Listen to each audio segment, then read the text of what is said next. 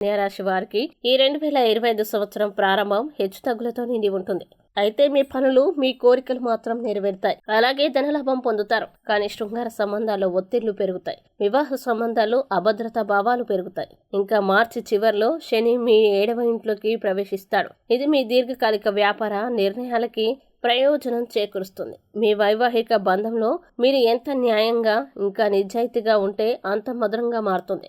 అలాగే వ్యాపారంలో అనుకూలత ఉంటుంది. ఇంకా పనిచేసేవారు మరింత కష్టపడాల్సి ఉంటుంది. మతపరమైన కార్యకలాపాలు ప్రజలకు సహాయపడతాయి. ఇంకా సమాజంలో వారి స్థితిని పెంచుతాయి.